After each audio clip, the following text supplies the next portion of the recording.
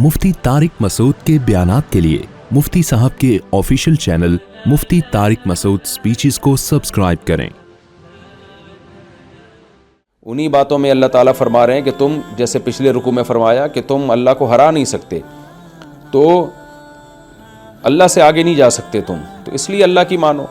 और जो लोग भी अल्लाह की आयत का इनकार कर रहे हैं ना, अल्लाह को हरा नहीं सकते, अल्लाह ताला ने उनके लिए दर्दनाक अजाब तैयार करके रखा है। वल्लदीन कफरू बि आयातिल्लाहि, जो अल्लाह की आयत का इनकार करते हैं और उसकी मुलाकात का, ये लोग हैं जो अल्लाह की रहमत से मायूस हैं। यानी हकीकी मायूस यही लोग हैं, वो होना भी चाहिए इनको, क्योंकि इनको कुछ भी नहीं मिलेगा। वउलाइका लहुम अज़ाबुन अलीम, और इन लोगों के लिए दर्दनाक अजाब है। तो ये और इस टाइप की सारी बातें हज़रत इब्राहीम अलैहिस्सलाम ने अपनी कौम को समझाई। तो जब समझाई हैं तो कुरान क्या कहता है, फमा कान जवाब कौमिही, कौम का जवाब नहीं था सिवाय इसके उक़्तुलूहु औ हर्रिक़ूहु। आपको पता है कि आपके पास जब दलाइल नहीं होते तो धमकियों के अलावा आपके पास और कोई रास्ता सामने वाले को खामोश कराने का नहीं होता। तो कौम जवाब में कहने लगी उक़्तुलूहु, इसको कत्ल कर दो, औ हर्रिक़ूहु, या इसको जला दो। फ़अनजाहुल्लाहु मिनन्नार, अल्लाह ने आपको आग से बचा लिया। इसमें बड़ी बड़ी निशानियाँ उन लोगों के लिए जो ईमान लाना चाहते हैं।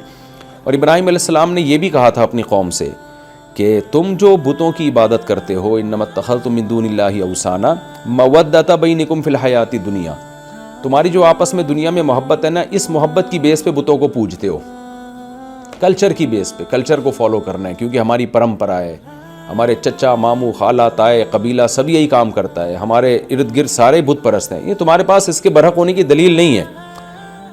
रिश्तेदारी छोड़ना, रिश्तेदारी तोड़ना बहुत मुश्किल है तुम्हारे लिए ऐसे मौके पे, तुम इस बेस पे कर रहे हो ना, तो ये भी बड़ी कमज़ोर बेस है। वजह उसकी क्या है, सुम्मा यौमल क़ियामति यकफ़ुरु बाज़ुकुम बिबाज़, क़यामत के दिन तुम एक दूसरे का इनकार करोगे। आज जिनकी मोहब्बतों में खुदा को, अल्लाह को नाराज़ कर रहे हो ना, कल इन्हीं से दस्तबरदारी का ऐलान करोगे, इन्हीं को लान तान करोगे तुम। वयलअनु बाज़ुकुम बाज़ा, और तुम में से बाज़ को लान तान कर रहे होंगे कि तेरी वजह से मैंने ये किया, तुझ पर खुदा की लानत, तेरी वजह से मैंने ये किया, वो आपको कह रहा होगा। तो ये मोहब्बत तो वैसे ही दुश्मनियों में तब्दील होने वाली है। वमाअवाकुमुन नार, और तुम सब का ठिकाना जहन्नम की आग होगी और तुम्हारा कोई मददगार नहीं होगा।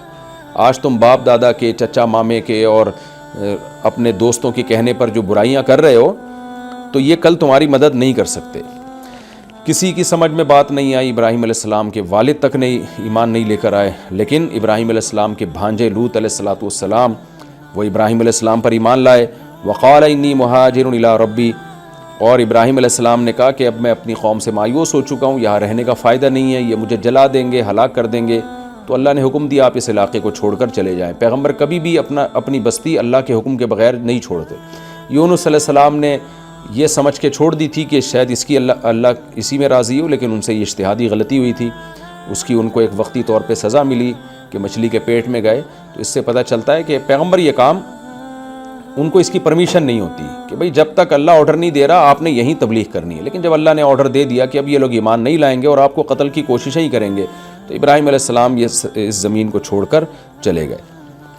तो अल्लाह ने इसमें आपको, तो इब्राहीम अलैहिस्सलाम ने फरमाया मैं अपने रब की तरफ जा रहा हूँ, वो ज़बरदस्त गालिब है और हिकमत वाला है। ववहबना लहू इसहाक़ व याक़ूब, गालिब का मतलब वो मेरी हिफाजत करेगा, जो है जब उसके हुक्म पे मैं कर रहा हूँ तो वो हर चीज़ पे गालिब है, हुक्म उसका चलेगा, तो मेरी खैर ख्वाही चाहेगा तो वो सब कुछ कर सकता है। और हिकमत वाला भी है कि जब मुझे हुक्म दे रहा है तो बज़ाहिर तो इसमें नुकसान है, लेकिन इसमें मेरा फ़ायदा होगा, क्योंकि अल्लाह की हिकमतों को अल्लाह से ज़्यादा कोई नहीं जानता। अल्लाह फरमाते हैं कि हमने उनको इस क़ुरबानी के बदले में वहबना लहू इसहाक़ व याक़ूब, हमने इसहाक़ और याक़ूब दिए। इसहाक़ बेटे थे, याक़ूब पोते थे, और दोनों की बशारत अल्लाह ने दुनिया में यानी दुनिया में दोनों ही की बशारतें दे दी कि बेटा भी होगा पोता भी, दोनों पैगम्बर होंगे। मैं बार बार यहाँ एक नुक्ता, इल्मी नुक्ता हाईलाइट करता हूँ कि इब्राहीम अलैहिस्सलाम ने ख़ानदान छोड़ा ना, तो अल्लाह ने ख़ानदान ही दिया आपको। तो ये अल्लाह की तरफ से बड़ी बरकत होती है कि आप जिस नौइयत की क़ुरबानी देते हैं अल्लाह वही चीज़ आपको देता है। हमारे एक क्लास फ़ेलो थे, तो बड़ी क़ुरबानी दी उन्होंने, उनके रिश्तेदार उनसे कट गए, वो मदरसे में आए, तो हमारे जो शेख थे उन्होंने उनको कहा, एक बड़ी तसल्ली की बात की कि आपने अल्लाह के लिए इज़्ज़त और शोहरत की क़ुरबानी दी है, तो अल्लाह आपको इज़्ज़त और शोहरत देगा। तो बड़े परहेज़गार थे वो, अल्लाह उनकी उम्र में बरकत दे। تو یہ ہوتا ہے بعض دفعہ کہ جس نوعیت کی آپ نے قربانی دی ہوتی ہے نا، اللہ وہی چیز آپ کو دے دیتا ہے. تو ابراہیم علیہ السلام نے خاندان چھوڑا نا، تو اللہ نے آپ کو پرہیزگار خاندان دے دیا، پیغمبروں کا خاندان دے دیا کہ آپ کا بیٹا بھی اسماعیل بھی پیغمبر، یا اسحاق بھی پیغمبر، یعقوب بھی پیغمبر، یعقوب کا بیٹا یوسف بھی پیغمبر. تبھی صحیح بخاری کی حدیث ہے، آپ صلی اللہ علیہ وسلم نے فرمایا نسب کے اعتبار سے سب سے افضل، حدیث کا مفہوم بیان کر رہا ہوں، یوسف علیہ السلام ہے. کیونکہ یوسف جو تھے، یوسف علیہ السلام خود بھی پیغمبر، ان کے والد یعقوب علیہ السلام بھی پیغمبر، ان کے والد اسحاق علیہ السلام بھی پیغمبر، اور ان کے والد ابراہیم علیہ السلام بھی پیغمبر. یعنی ابا بھی خود بھی پیغمبر، والد بھی پیغمبر، دادا بھی پیغمبر، اور پردادا بھی پیغمبر. تو یہ شرف شاید کسی اور پیغمبر کو حاصل نہیں ہوا. تو کریم ابن کریم ابن کریم ابن کریم، اس طرح رسول اللہ صلی اللہ علیہ وسلم نے فرمایا. تو یہ اللہ نے ابراہیم علیہ السلام پر فضل کیا کہ بیٹا بھی پیغمبر، پوتا بھی پیغمبر، پوتے کا بیٹا بھی پیغمبر. کیوں؟ آپ نے اللہ کی خاطر قربانی دی. تو نکاح کیے پھر ابراہیم علیہ السلام نے، اور اللہ نے آپ کو اولاد دی.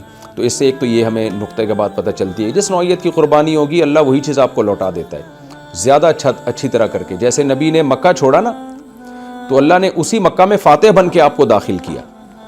تو ایک بات تو یہ. دوسری بات یہ کہ اس سے پتہ چلتا ہے، بار بار میں یہ اس نقطے کو ہائی لائٹ کرتا ہوں، اسلام میں نکاح، اولاد اور اولاد کی کثرت یہ کتنی بڑی نعمت ہے. پیغمبروں کو بڑھاپے میں اولاد کی خوشخبریاں مل رہی ہیں. اللہ نے یہ نہیں کہا کہ میں آپ کو پیسہ دے دوں گا، دولت دے دوں گا. حضرت مریم کو بھی اولاد کی خوشخبری، آل عمران کو بھی اولاد کی خوشخبری، ابراہیم علیہ السلام کو بھی اولادوں کی خوشخبریاں. تو یہ خاص بات ہے کہ زکریا علیہ السلام کو اولاد کی خوشخبری. تو اللہ کی نظر میں اولاد بہت بڑی نعمت ہے، جس اولاد کو روکنے کا آج فیملی پلاننگ والے ہمیں حکم دے رہے ہیں. کیونکہ یہ جن تحریکوں کے ان کے پیچھے جو تحریکیں ہیں وہ قرآن و سنت کو نہیں مانتے، اللہ رسول پیغمبروں کو نہیں مانتے، وہ مادہ پرست لوگ ہیں. وہ سمجھتے ہیں کہ دنیا میں بچے زیادہ آ گئے تو ہمارے حصے کی روزی کھا لیں گے، روزی کے ٹھیکیدار وہ خود بنے ہوئے ہیں. تو یہ چیزیں قرآن و سنت کے خلاف ہیں. تو قرآن اولاد کو بہت بڑی ایک نعمت اور رحمت قرار دے رہا ہے. تو اللہ تعالیٰ فرماتے ہیں کہ ہم نے ان کو ہبہ کر دیے اسحاق اور یعقوب، اور ہم نے ان کی ذریت میں نبوت جاری کر دی. والکتاب، اور کتاب سے اس میں جنس مراد ہے، ایک کتاب نہیں، یعنی نفس کتاب. وہ کیا ہوا ہے کہ ابراہیم علیہ السلام کی اولاد میں ہی پھر آگے زبور ملی داؤد علیہ السلام کو، انجیل ملی عیسیٰ علیہ السلام کو، تورات ملی حضرت موسیٰ علیہ السلام کو، اور بھی آسمانی صحیفے نازل ہوتے رہے. تو ہم نے انہی کی ذریت میں نبوت اور کتاب کو جاری کر دیا. یہی وجہ ہے کہ اس کے بعد جتنے پیغمبر آئے ہیں سارے ابراہیم علیہ السلام کی اولاد میں آئے ہیں. بہت بڑی قربانی تھی ابراہیم علیہ السلام کی.